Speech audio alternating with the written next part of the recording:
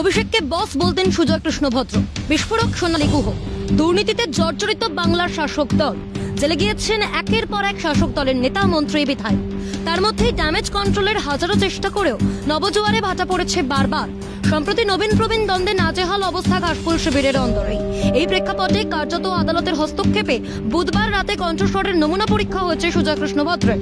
কেন্দ্রীয় তদন্তকারীদের অনুমান, কাকুর কণ্ঠেই লুকিয়ে রহস্যের চাবিকাঠি। সেই রহস্য ভেদে অবশেষে সফল তারা। এই আবহে সুজয় কৃষ্ণ ভদ্রকে নিয়ে বিস্ফোরক বিজেপি নেত্রী সোনালী গুহ। সিএনকে দেওয়া সাক্ষাৎকারে তিনি জানান, অভিষেকের খুবই ঘনিষ্ঠ কালীঘাটের কাকু। অভিষেককে বস বলতো কালীঘাটের কাকু। কালীঘাটের কাকু was very close to Abhishek Bandyopadhyay. Particularly আমি এই নামটা করতে চাইছি কারণ কালীঘাটের কাকুর সঙ্গে তৃণমূল কংগ্রেসের নয়, মমতা ব্যানার্জি তো নয়ই, কিন্তু অভিষেক ব্যানার্জির একটা ভীষণ সুসম্পর্ক ছিল। কালীঘাটের কাকু, আপনাদের চ্যানেলেই আমি বলেছিলাম, কালীঘাটের কাকু ওনাকে কিন্তু বস বলে ডাকতেন। একসময় মমতা বন্দ্যোপাধ্যায়ের ঘনিষ্ঠ বলেই পরিচিত ছিলেন সোনালী গুহ।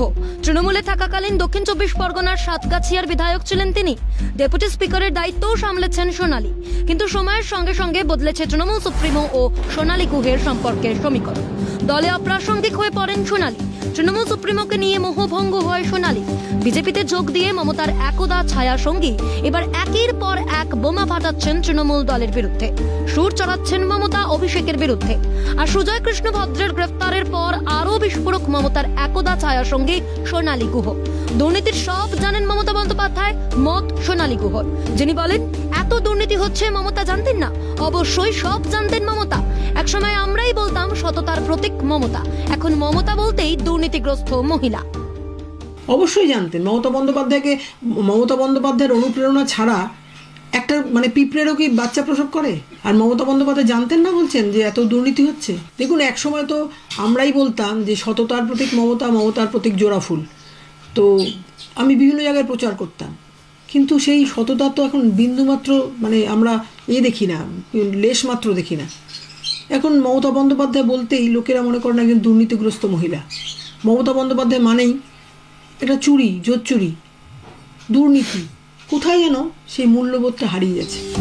যদিও সোনালীর মন্তব্যকে গুরুত্ব দিতে নারাজ ঘাসফুল শিবির।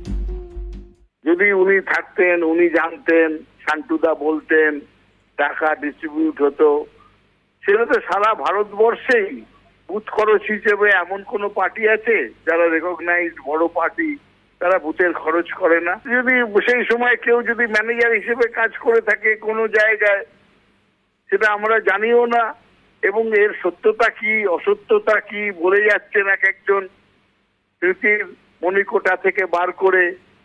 কোন বছরের ঘটনা, তখনকার, তখন তিনি যিনি বলছেন তখন তিনি কোথায় ছিলেন, তখন তিনি কি করতেন? কটাক্ষ ছুড়ে দিয়েছে গেরুয়া শিবির। কাকুকে পুরাতন ভৃত্যের সঙ্গে তুলনা বিজেপি নেতা সজল ঘোষের। হচ্ছে পারিবারিক